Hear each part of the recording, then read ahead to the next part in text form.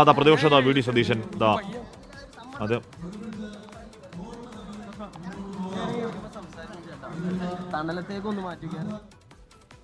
പ്രതിപക്ഷ V D Satheesan എത്തുകയായിരുന്നു അവിടെ പരിപാടിക്ക് എത്തുകയാണ്. പക്ഷേ ആ പരിപാടിയിൽ പത്തനംതിട്ടയിലാണ് പരിപാടി. അദ്ദേഹം ഇന്നലെ സംസാരിക്കാത്തതിന് കാരണം അദ്ദേഹം തൊണ്ടയ്ക്ക് പ്രശ്നമാണ്. അതുകൊണ്ട് ഒരാഴ്ചത്തെ സൗണ്ട് ടെസ്റ്റ് ഡോക്ടർമാർ പറഞ്ഞു എന്നിങ്ങനെ കേട്ടിരുന്നു.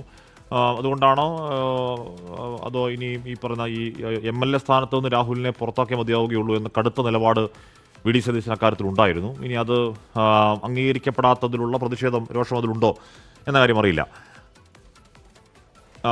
അപ്പോൾ എന്തായാലും KPCC അധ്യക്ഷൻ അവരുടെ അന്തിമ തീരുമാനം പ്രഖ്യാപിക്കുന്നത് തൽക്കാലം ഈ പറയുന്ന പാർട്ടിയുടെ പ്രാഥമിക അംഗത്തിൽ നിന്ന് പുറത്താക്കൽ മാത്രമേ ഉള്ളൂ. നേരത്തെ കെ മുരളീധരൻ പറഞ്ഞാണ് കുറച്ചുകൂടി വ്യക്തമെന്ന് തോന്നുന്നു. ഇതിൻ്റെ തുടർച്ച ഉണ്ടാകുന്നു. ഇനി കൂടുതൽ പരാതികളും കൂടുതൽ ഗൗരവത്തിലുള്ള വെളിപ്പെടുത്തലുകളും വന്നാൽ ഒരുപക്ഷെ അടുത്ത ഗുരുതരമായ നടപടി എന്ന് പറഞ്ഞാൽ MLA സ്ഥാനത്ത് നിന്ന് പുറത്താക്കുക എന്ന നടപടിയിലേക്ക് പോകും എന്ന് വേണം മനസ്സിലാക്കാൻ. തൽക്കാലം ഇത്രയേ ഉള്ളൂ എന്ന് തന്നെയാണ് KPCC അധ്യക്ഷൻ സണ്ണി ജോസഫ് ഇപ്പോൾ അല്പസമയം മുമ്പ് പറഞ്ഞത്. അതിൽ കൂടുതലുള്ള ചോദ്യങ്ങൾക്ക് മറുപടി പറയാൻ KPCC അധ്യക്ഷൻ തയ്യാറായതുമില്ല. സലീം മാലിക് ചേരുന്നു. സലീം, ഈ കീഴ്വഴക്കം പറയുകയാണ്. നമ്മൾ നേരത്തെയൊക്കെയുള്ള ചർച്ചകളിലൊക്കെ പറയുമ്പോൾ എന്തുകൊണ്ട് ജനപ്രതിനിധി സ്ഥാനത്ത് നിന്ന് രാജിയില്ല എന്ന ചോദ്യത്തിന് ഈ പറയുന്ന കോടതി പറയുമ്പോഴാണ് അത് ആ ജനപ്രതിനിധി സ്ഥാനം ഒഴിയേണ്ടത് എന്ന പാർട്ടി സംസ്ഥാന സെക്രട്ടറി MV ഗോവിന്ദന്റെ പഴയ പ്രതികരണം തന്നെയാണ് രാജു പി നായർ അടക്കമുള്ളവർ കഴിഞ്ഞ ദിവസം ചർച്ചയിൽ ആയുധമാക്കി ഉയർത്തിയത്. അതേ കീഴ്വഴക്കം, അതേ പ്രീസിഡൻസ് പറഞ്ഞുകൊണ്ട് തന്നെ രാജിയില്ല എന്ന് പ്രഖ്യാപിക്കുകയാണോ KPCC? സലീം. ഹാഷ്മി, കോൺഗ്രസ് ഇക്കാര്യത്തിൽ ഇപ്പോൾ നിലവിലെത്തിയിരിക്കുന്ന ഒരു തീരുമാനം മറ്റൊരു നടപടിയിലേക്കോ മറ്റൊരാലോചനയിലേക്കോ കടക്കേണ്ടതില്ല എന്നുള്ളതാണ്. സസ്പെൻഷനിൽ തൽക്കാലം ഒതുക്കുക എന്നുള്ളത് തന്നെയാണ് നിലവിലെ തീരുമാനം. ഇനി ഏതെങ്കിലും തരത്തിൽ പാർട്ടി അതിനെ ഒരു അന്വേഷണ കമ്മീഷനെ വെച്ച് അന്വേഷിക്കാനും തീരുമാനിച്ചിട്ടില്ല.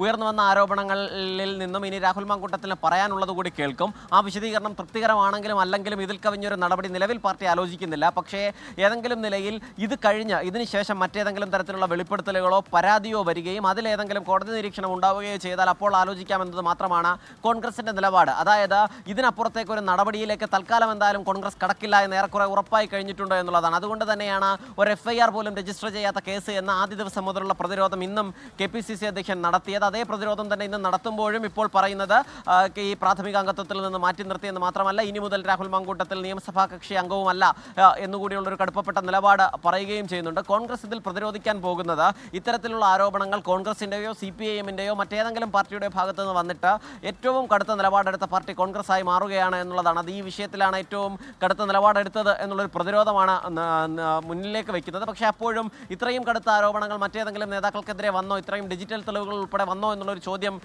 നിലനിൽക്കുന്നുണ്ട്. അതുകൊണ്ട് തന്നെ മറ്റു വഴികളില്ലാതെ മുഖം രക്ഷിക്കാനാണ് കോൺഗ്രസ് ഈ തീരുമാനത്തിലേക്ക് എത്തിയത് എന്നുള്ള കാര്യത്തിൽ ഒരു തർക്കവുമില്ല. കാരണം കഴിഞ്ഞ ദിവസങ്ങളിലൊക്കെ ആദ്യ സമയങ്ങളിലൊക്കെ യൂത്ത് കോൺഗ്രസ് സംസ്ഥാന അധ്യക്ഷ സ്ഥാനത്ത് നിന്ന് മാറ്റി നിർത്തി ആ നിലയിൽ തന്നെ ഇത് ചർച്ചകൾ അവസാനിപ്പിക്കാനുള്ള ഒരു പ്രതിരോധമായിരുന്നു നടത്തിയിരുന്നത്. പക്ഷേ ഏറ്റവും കടുത്ത നിലപാടെടുത്തത് പ്രതിപക്ഷ നേതാവ് VD സതീശനായിരുന്നു. രാഹുൽ മാങ്കൂട്ടത്തിനെ ഉൾപ്പെടുത്തിക്കൊണ്ട് രാഹുൽ മാങ്കൂട്ടത്തിൽ അടങ്ങുന്ന ഒരു ടീമിനെ നയിച്ചുകൊണ്ട് നിയമസഭയിലേക്ക് പോകാൻ താനില്ല എന്ന് പറയുകയായിരുന്നു. അതുകൊണ്ട് തന്നെ രാജി തന്നെ എന്നുള്ളതായിരുന്നു പ്രതിപക്ഷ നേതാവിൻ്റെ ആവശ്യം. ആ ആവശ്യത്തെ രമേശ് ചെന്നിത്തല കൂടി പിന്തുണയ്ക്കുകയും ചെയ്യുന്ന ഒരു സാഹചര്യമുണ്ടായി. പ്രതിപക്ഷ നേതാവിനും രമേശ് ചെന്നിത്തലയ്ക്കും ഒരു വിഷയത്തിൽ ഒരേ അഭിപ്രായമെന്ന ഒരു നില ഇതിൽ വന്നതിന് പിന്നാലെയാണ് രാജിയിലേക്ക് എന്ന സൂചന വന്നത്. അതിന് പിന്നാലെ ഈ രാജി ഒഴിവാക്കാൻ ഏറ്റവും അധികം സമ്മർദ്ദം ചെലുത്തിയത് KPCCയുടെ വർക്കിംഗ് പ്രസിഡന്റുമാരായ രാഹുലിനെതിരെ ഉന്നയിക്കപ്പെടുന്ന ആരോപണങ്ങൾ ഗുരുതരമാണ്.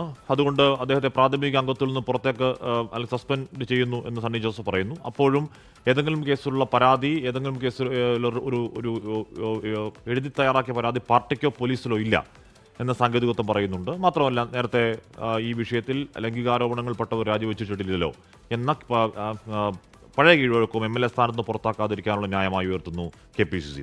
ലോകത്തെവിടെയായാലും ഏത് സമയത്തും 24 വാർത്തകളും ഓഗ്മെന്റഡ് റിയാലിറ്റി പാക്കേജുകളും എക്സ്പ്ലെയിനറുകളും വിശദമായി കാണാൻ ഞങ്ങളുടെ YouTube ചാനൽ നിങ്ങൾക്ക് സബ്സ്ക്രൈബ് ചെയ്യാം.